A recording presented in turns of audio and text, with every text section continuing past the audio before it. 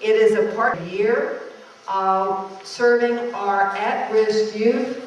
They are in both Wilmington, downtown Wilmington, near the 4th Street area, and Middletown. And they have been here since, when, September? September, and will be here till what, June? July? July, August. Okay, June, July, and August. There were 4, 1 returned recently, but these 3 are here, and they are going to talk about where they are from. I'm going to introduce all 3 of them, and then they'll do their presentation. I hope we've made sure that the computer's connected. Have we checked it? It's okay. All right, good. This is the computer business was all kind of last minute to me. We have Corey, and I won't say her last name. She'll tell you what it is because I'll mess it up too badly. Jeroen, Mike? Yes. And Thomas Janssen. That was a gift. And I will turn the microphone over to these 3 special young people. And after the program is over, Janette's going to go after these 3 finish their presentation. When Janette's finished, feel free to circulate, talk to them individually, ask some questions. They have a few books and things to show you, but I'll let them tell you about where they're from. Whoever goes first. Okay.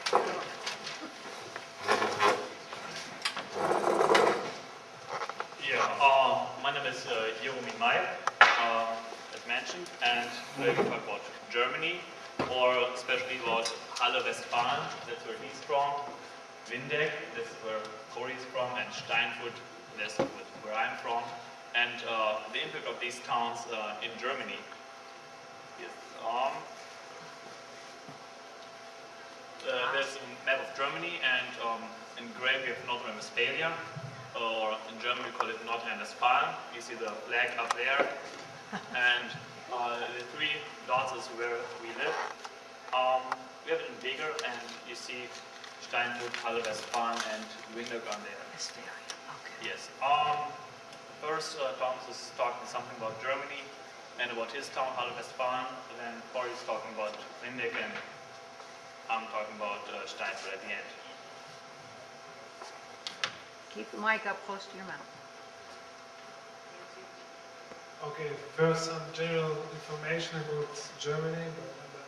I think you all know this information because it's a German club. Germany is a country in Central Europe, and with the capital is Berlin. It's here on the map too. Germany is a republic, and in Germany we have Bundesländer, and we have 16 Bundesländer, or states, we can call it. The current union is Euro, like in Europe. Germany lives 81.8 million people, so it's a lot for Germany. In the north, we showed on this map, we have a North Sea, and in the south, we connected to the Alps. Germany has a lot of neighbors. I think there should be 9 of them. We have also famous neighbors, big countries like Netherlands or France or Belgium. Germany is a member of NATO, of G8 and G20, of the United Nations, of OECD.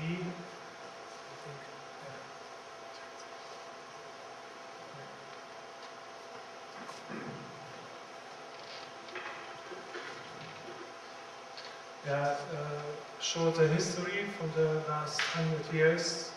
It's a history what influenced Germany the most. It's like the First World War, 1914 to 1918. The Second World War with Hitler and the persecution of Jews. And like the Second War influenced Germany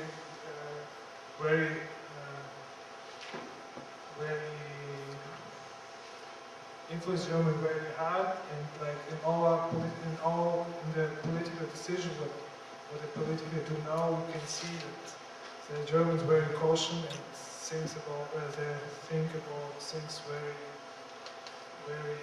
deeply. We had a wall from 1961. You can see from this old map. Germany was in two parts, like the west and the east, and Berlin was also split into two parts. But now Germany is reunited again.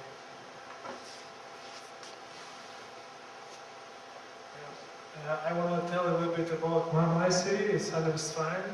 It's our logo Halle-Westfalen zum Wohlfühlen.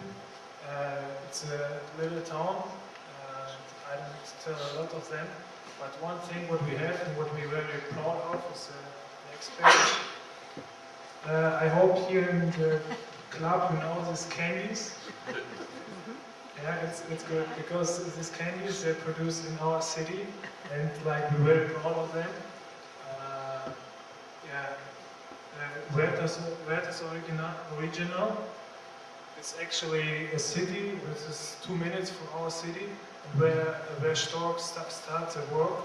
But after the Second World War, they moved to Halle-Westfalen and start producing other candies. And I've sold in the United States Reason and Toffee. Yeah, it's a company the people from Halle are very proud of them. Okay, next is Linda. Okay, my normal name is Corinna Herransch, but nobody can say that yet, that's why I'm calling me. So my last name Herransch, no one can say that. So I'm living in Windeck, and Windeck is not a normal city, it's a commune in North Rhine-Westphalia.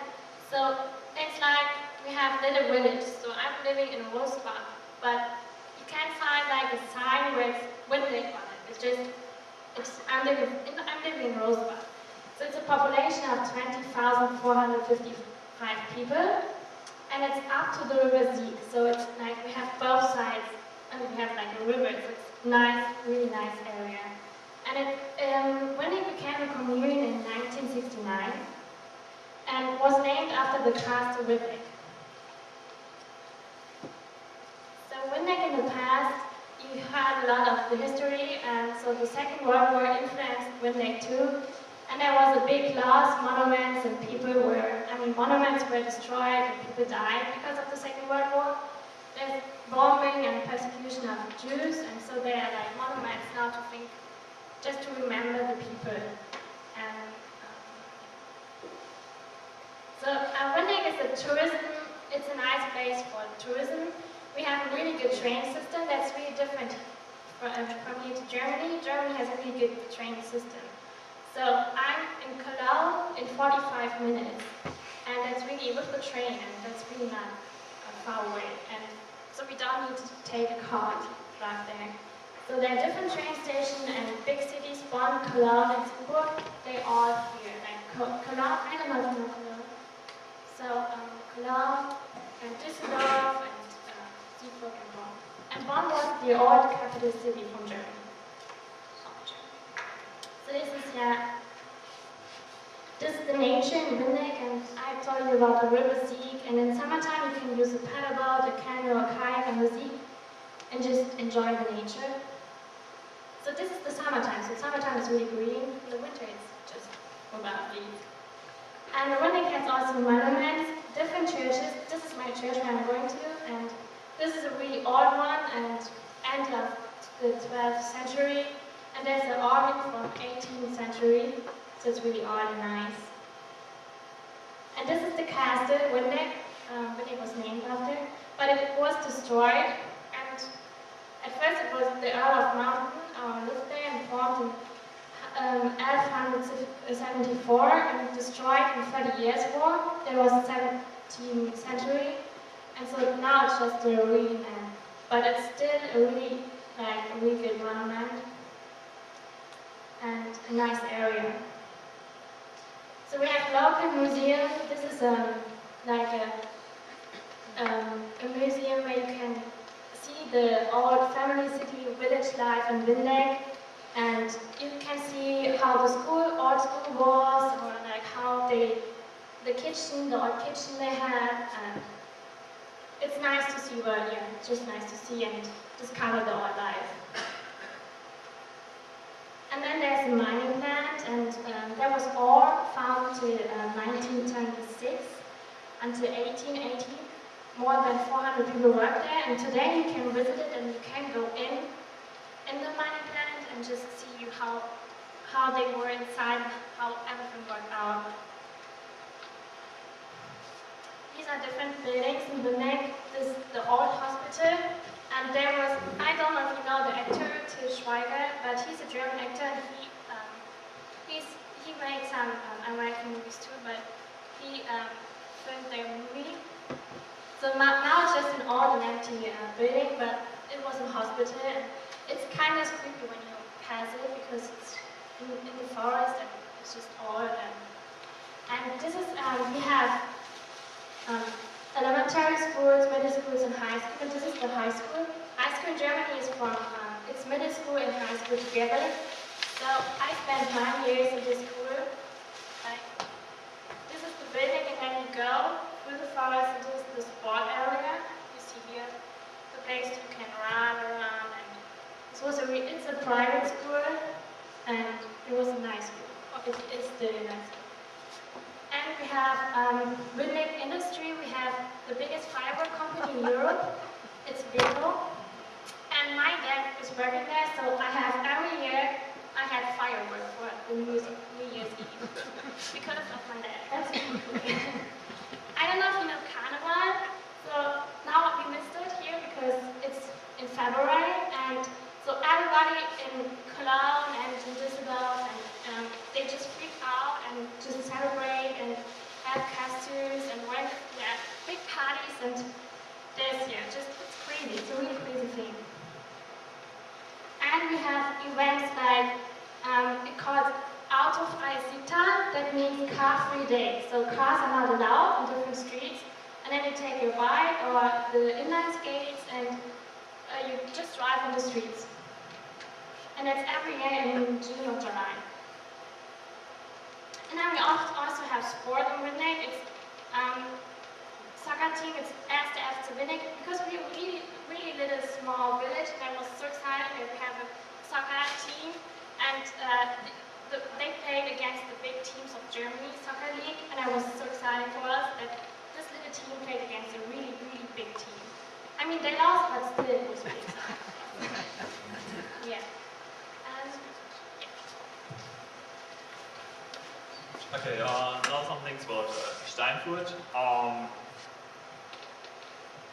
It's a county seat in North Rhine-Westphalia, because we have the district of Steinfurt in North Rhine-Westphalia, and there's the city Steinfurt, and that's the county seat, so it's an important city in North Rhine-Westphalia, and the population is about 33,901,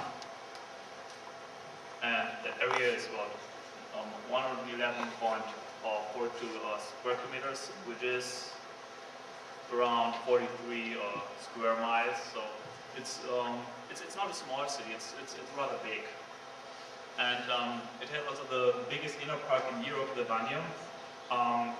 That's because 1972, the two towns Borkhorst and Burg Steinfurt, they united to the city of Steinfurt, and they have like they're not like two cities right next to each other, but they have some space between, and that space is a huge forest, and that forest is just now the biggest inner city park of Europe, so it's kind of cheating that we're very proud of that. Yeah, the Second World War, Steinfurt was a lazaret, that means a military hospital town, so when people were wounded, they came with a train to the city, and they took care of them. Yes. We have many churches in Steinfurt, and it's mostly influenced by Protestants, which is pretty interesting because the whole area around Steinfurt is mostly influenced by Catholics, but in Steinfurt itself, it's like our old sovereign. He was Protestant, so he built a church there and made them all Protestant. So we have the big church, which was built in 1222, and a small church, which was built in 1430.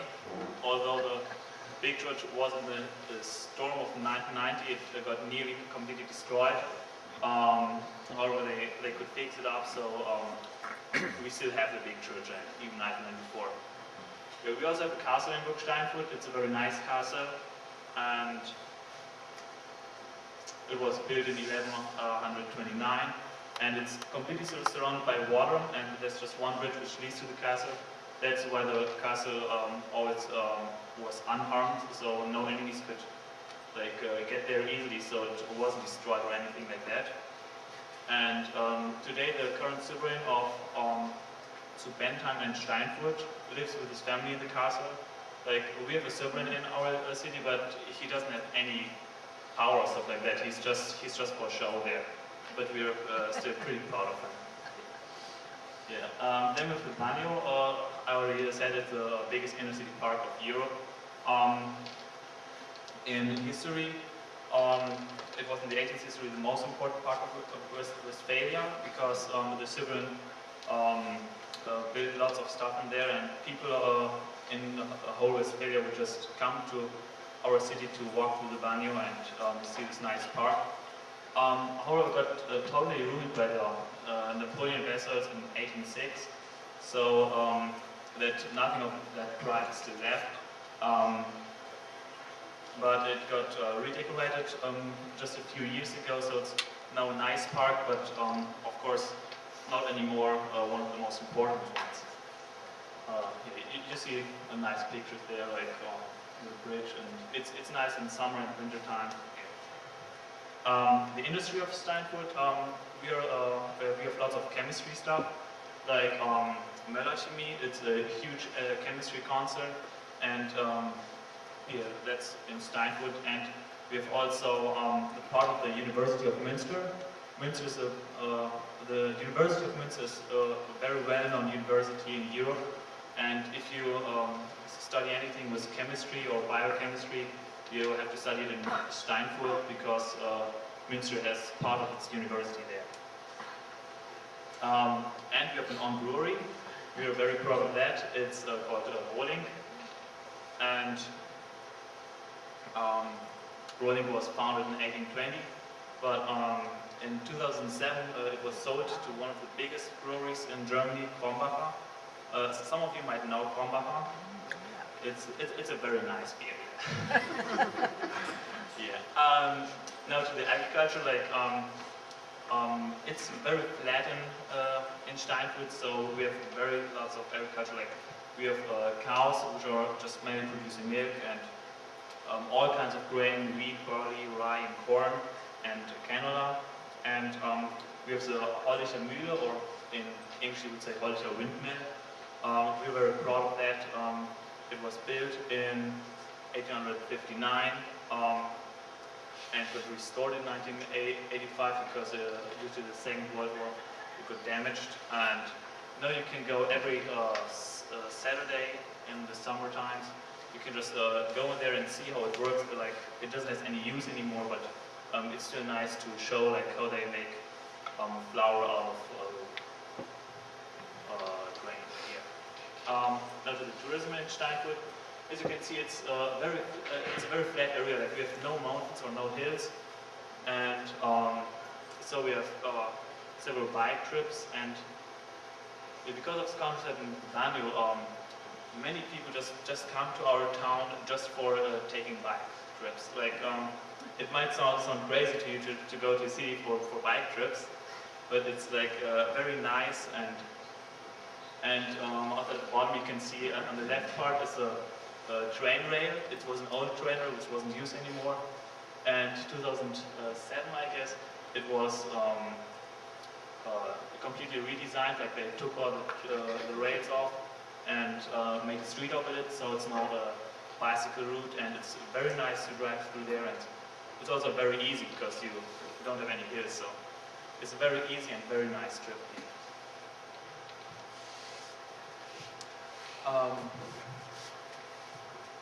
Okay, now you can see the flags from our city. Like this is one. This is Halle Westfalen. This is Windeck, and this is Frankfurt. Yeah. And so if you have any question now, I don't know if you want to ask something. Feel free to ask us. Or I have like two books. The one is the German kitchen. Like you know that maybe you have to. Think that we eat sauerkraut.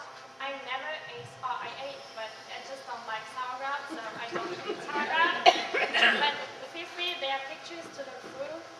This is like the normal German, maybe the normal German, what they eat. I don't know. But the most interesting thing is, this is a book about my village. It's called A Travel through Windecker Ländchen, and I just want to show you one picture. This is where I'm living, and it's really, really nice, but it's a village, it's no city, and you can see my house. There's a circle on the right side, so it's when you just look through it, and then you can see this circle is my house, and there's another circle is my grandparents' house. Yeah. I suggested to her that she put the books over here, so after we're finished, then you can mill around, talk to them. But while we're switching things off, we're turning off the computer, we're moving the screen, ask them some questions. Keep them busy while I'm doing a little work, okay? All right, that's your job. What was your mining? What product was mined? Can you say that again? Mining? The mining plant? Right. What product? You know, was it an ore type of thing? Yeah, it was an ore type. Yeah, they tried to find ore, and they really discovered ore. Any longer, but many people do Yeah. serve. I mean, of course they need people who are helping them. So but it's not like they have, like the guys, they have to go to the military. It's not anymore. I have a question. What do you go back to? What are you going to do when you return home? For me, I'm going to college and studying communication. So you're finished with Yeah. lower school and you're going on. Have you Yeah, been in college already? No, we graduated high school. So it's not, I mean, it's more than high school, but Right, finished right, I school, understand that. and then it's Abitur, and then, so we took a year off, we all, and then for me, I'm going to college, or I'm starting college, and studying communication and English and French. There's no fees involved for university providing, or college providing pass qualification? It depends on the universities, like the governmental universities, or which are getting money from the government. You don't have to pay like lots of money to it because we're paying taxes for that. However, we have small costs for the new universities now, but that's just like $800 for one semester, so it's nothing compared to the US. How about the board and room, is that included? No, that's not included. This is a sauerkraut type question. Okay. Since you've been in America, what have you noticed that Americans regularly misunderstand or just get wrong about Germany? Is there anything that comes to mind in that category? So maybe they think that we're all living in Bavaria, and we're eating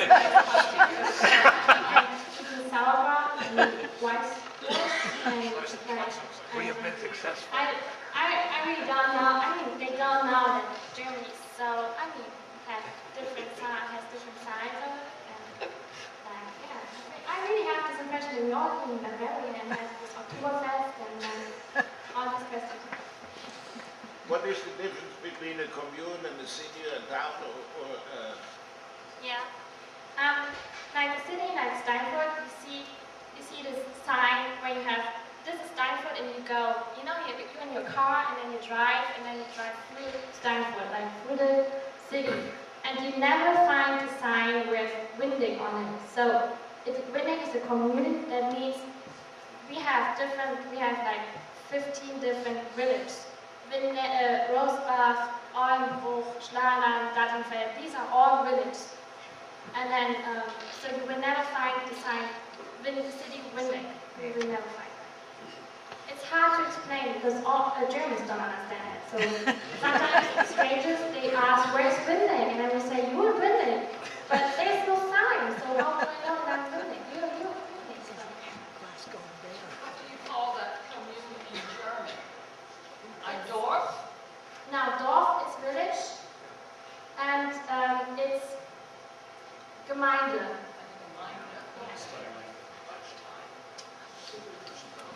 Well, I would like for everybody to thank them with me. Like we're all ready to go. Shifting gears a little bit from our areas of Germany, we're going back to our personal stories from our members. Many of our stories, as you know, and many of you have been here, are from members who were born and raised in Germany and experienced some of World War II's turmoil and upheaval. And that's why they're here. Janette is not in that category. Her parents certainly did, but she did not. She was a student or a young person from the Cold War years. So her story will be somewhat different, but still it's important that she brings to us a totally different version of the people that make up the members of this club, and her history is vital for us to understand Germany as a whole. This is Janette Merritt, who I'm sure most of you know, if not everyone, is the daughter of Heinz and Erika Ambrosch, who's over there. Janette? Thank you. I am from the little town called Niederrosbach, which is in Hessen, and I'm going to show you my list.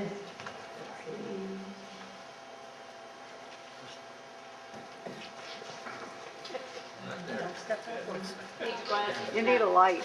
We saw here we go. It's about 20 miles north of Frankfurt. So, and I was born in Bad Homburg, and up until the age of 8, I lived in a little town called Rotheim. And back then, there was about 1,500 people living there. And one of the big differences from here in Germany is we did a lot more walking when I grew up. I remember in kindergarten, my mom took me to kindergarten and she picked me up. But then in first and second grade, I had to walk to school and walk back home, and I had to walk through the town. There was also, it wasn't a big town, but it was like a main street where there was, traffic. So I still had to watch the traffic, and the school would only last till like lunchtime, not like here where they have lunch in school and then they stay after school for aftercare or more lessons.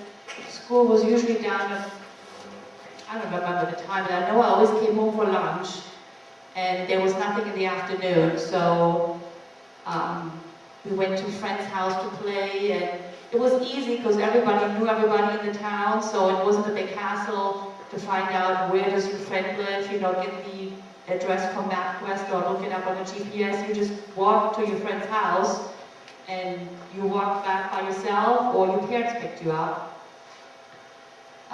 Then when I was 8 or 9, we moved to a town called Niederrosbach, and back then there was only about 1,100 people living there, and I lived there all the way until I met my husband and came to the States. And we had the same thing there. We walked to school, walked back home, and then from 5th grade to 10th grade, we had to take the bus to school. But because the towns were so close together, sometimes if school let out early, we would just walk home, and it was on the main street, but nothing happened back then. You could just walk home and it was safe. One of the things I remember growing up is, as I said earlier, we did a lot of walking, and like always on the weekend, my mom and my dad and me, we took the car and we drove, and then I would always see the woods and I would think, oh no, we're going for a walk again. So we got out And we took, and now that I think back, it's nice, but back as a kid, I didn't like it. But we always took these long walks, and we used to have a dog too. We took the dog with us for a walk, and one time my dad led us, I don't know, somewhere where we couldn't walk back, and we were close to an interstate, and there was a barbed wire, we had to go over it, but the dog couldn't get over, so the dog was there crying, we had to lift the dog over the barbed wire, go around in different ways, so it was very adventurous, always being out in nature and walking around.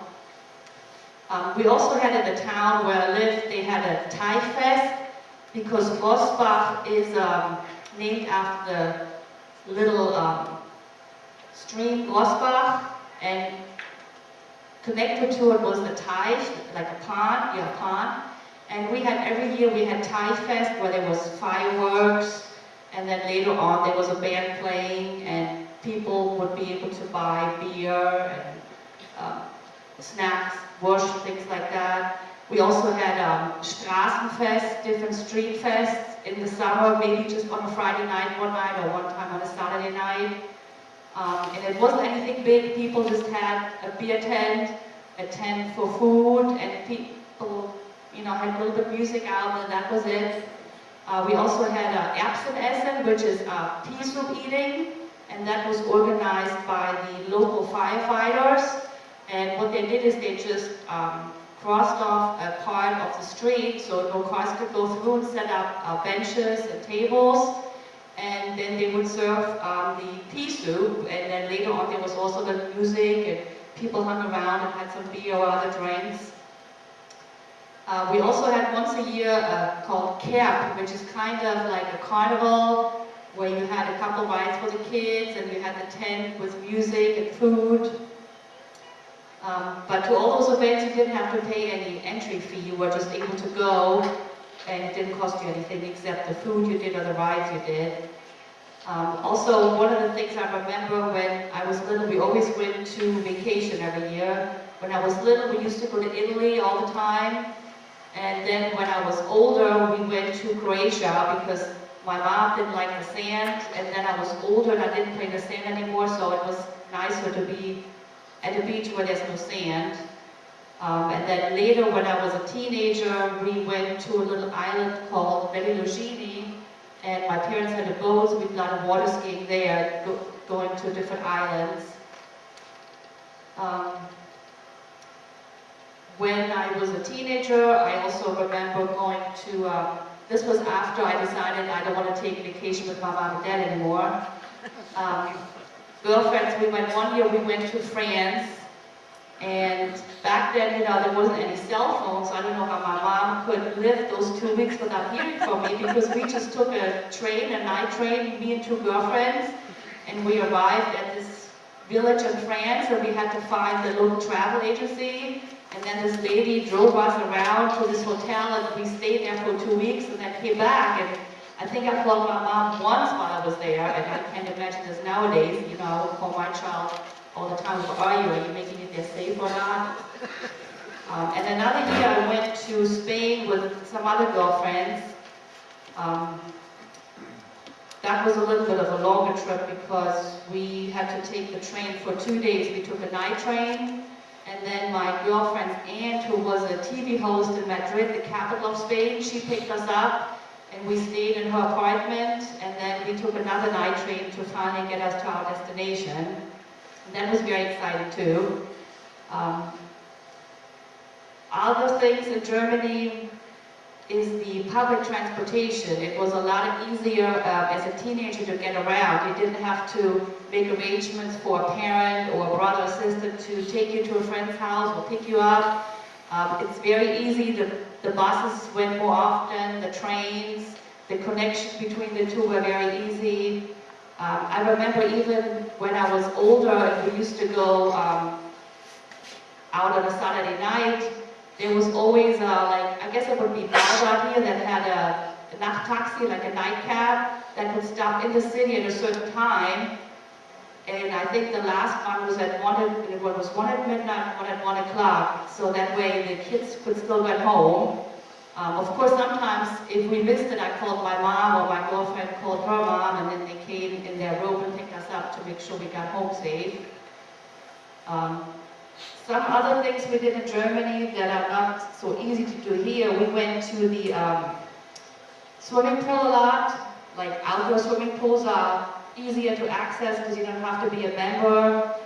You just pay the entrance fee and you can stay there, and a lot of them are really fancy, like with nice restaurants and things like that. Also in the wintertime, we used to go to indoor pools a lot, and a lot of those you had also like a wave pool in there, sauna, some of them had restaurants, and some of them had movie theaters, and you would pay per hour. You would pay so much per hour, but you had to tell them ahead of time how long you could stay there.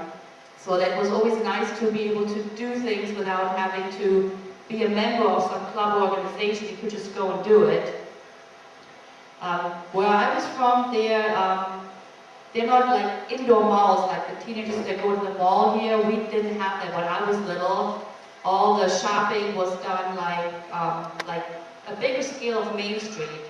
The street was a little bit bigger, and all the shop owners lived above the store, above their shops. And again, it was easy to get to because you just could get the bus, and the schedule would run every half an hour. That was nice. The driver's license in Germany, I had to wait till I was 18, which I think is good because at 16, some kids are still not ready to drive on their own. But at 16 in Germany, you can only drink, which is really good because that way you have 2 years to get used to the alcohol. I think it's much better. Because here you drive at 16 and then you have to wait 5 years before you can drink it. We all know that doesn't happen. So they drink more, they don't know how much their bodies can handle. So I think I like that better in Germany because you had 2 years to get used to the alcohol, you know, how much you could take, what was good and what wasn't good. And in Germany, a lot of times, especially where I was from, a lot of kids didn't even drink beer. They drank what was more expensive. They drank Coca-Cola or Pepsi.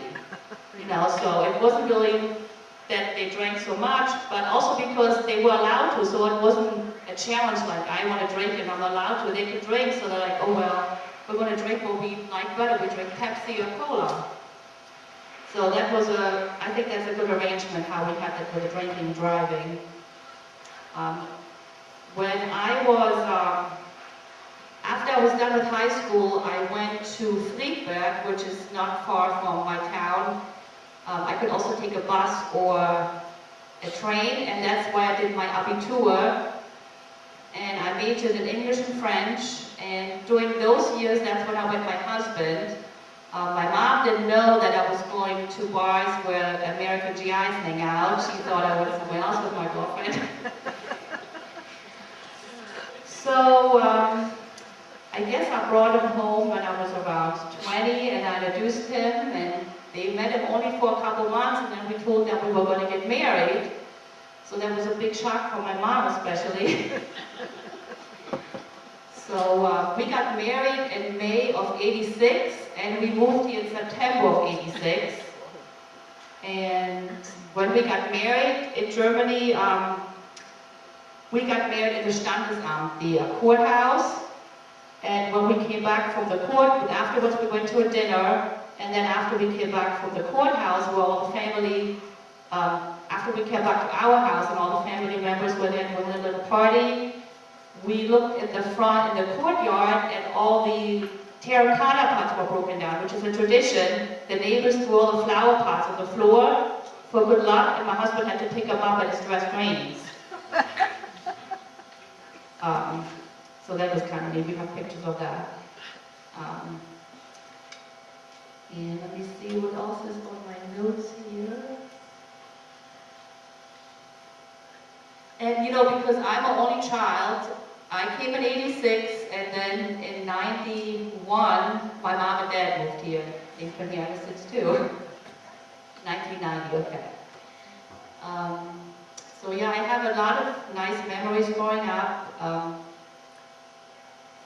A lot different from here. My son can't do the same things here that I did in Germany because you're restricted because of all the developments here, you have to have a car to get to another development, and that's something nice I remember. You could just always walk. Even if there was a development that was new, there was still somehow it was connected to the town, so you could still go to the town to go to the bus station or train station to get where you want to go.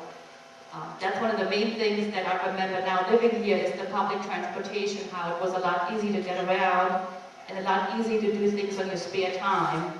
There was a lot more offer, and that was also free. Like I remember we also had bike rides that were sponsored by the town, and you just took this bike ride and there wasn't much to it, and afterwards you came back and they had some lunch, some bratwurst and beer, maybe you got a medallion, but a lot of the town did it. It was just something fun to do. You were outside, and you know, that's most of my notes I have here. I don't have any pictures.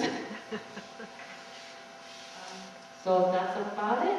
Do we have Do you have some any questions questions? for Janette? I do, I'm sure you do. What is your profession? I'm a customer service representative for Discover Card now. For what? Discover Card? Bless your heart. How was your 20 years. How was your transition to America? Well, when I first came here, it was a little different because that's the, as I said, how everything is connected. I noticed was different. We always had to drive somewhere. We couldn't walk. You had to go to the store. You had to drive. You went to this person's house. You had to drive. It was everything was spread out. Where Germany, everything was more connected. You know, that's one of the first things I've noticed.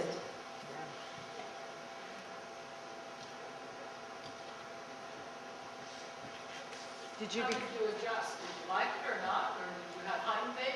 Well, at first, of course, I was a little homesick, you know, because everything was different. And we only, I lived with my brother-in-law and mother-in-law for the first 6 months, and we would only call my mom and dad every 2 or 3 weeks, you know. There was no internet or, you know, so I didn't get to talk to them much, and, you know, it was different. But sometimes I didn't have a lot of time to be homesick because everything was so new. You know, like, we started looking for jobs, and so I had to learn all the streets and how to get around, and I asked my husband, well, how do I get there? He goes, well, you need to know it because you're going to go there. So, of course, you know, he let me drive and get lost, but, you know, he was with me. So it was a lot of learning things, different customs, you know. And the one thing that was neat, though, is that Germany, you know, the stores closed at earlier time in the evening. You know, that was convenient. I thought, I was like, well, this is neat. I can go grocery shopping on a Sunday. You know. you studied English and in... I did my major for Abitur. Going out? Are we losing it? Battery out. Yeah. Is it green? No? Battery must have gone out. Let me see another one. Speak loud. Drawer on the left-hand side, I think, second one down. It wasn't there. No. Yes.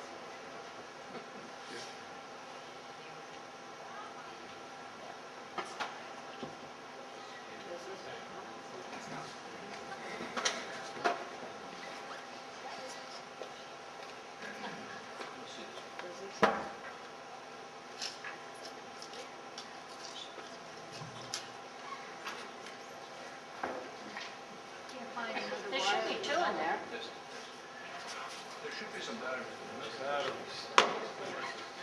This kind of batteries?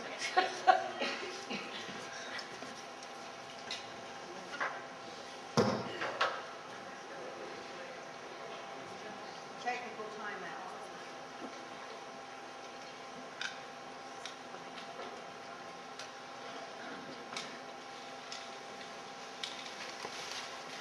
Yeah.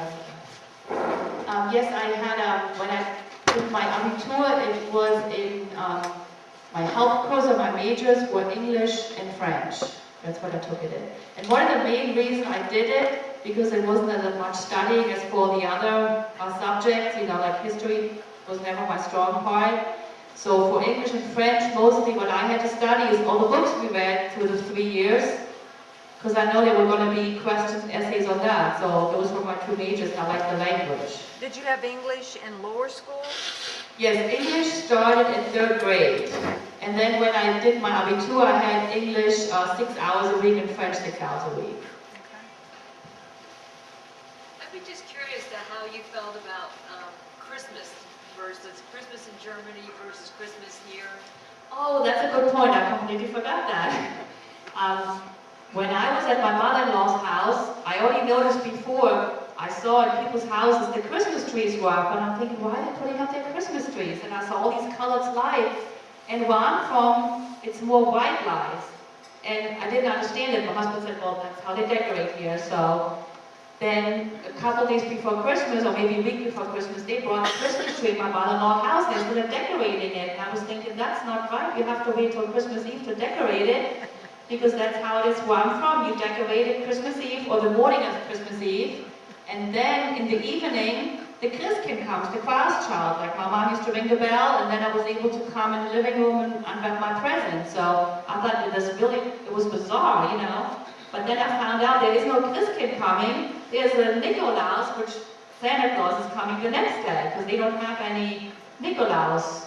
Because in Germany on December 6th is Nikolaustag, where you either put out a boot or somebody knocks at the door and leaves you a boot with like candy or some presents, and they don't have that here at all. So I was thinking, why does Nikolaus come on Christmas Day? And then I found out there's a Santa Claus that comes on Christmas Day. So that was bizarre. Were you a little shocked when you went by some of these houses and saw it lit up like? Yes, because in Germany it's mostly just white lights. And back then when I was growing up, or when I left Germany, besides just having white lights, what people did in their windows, we used to buy this special like foil, and we cut it out and we made stars and hung them in the window. We made those, what do you call those, not Luftschlangen, the paper, the little round things, the paper ones you connect and you hang them around the trees. The chains, yeah. We put those in the windows too, and then when I saw all that here, I was like, oh my goodness, I couldn't believe it. It's a little shocking. Commercialized. Commercialized.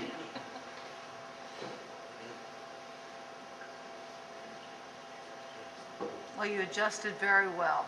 And as you all know, Janette is part of our board, so we're very pleased to have her and glad she's been here. And with me, would you thank her very much?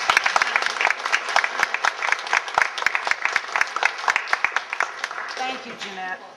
Take your time to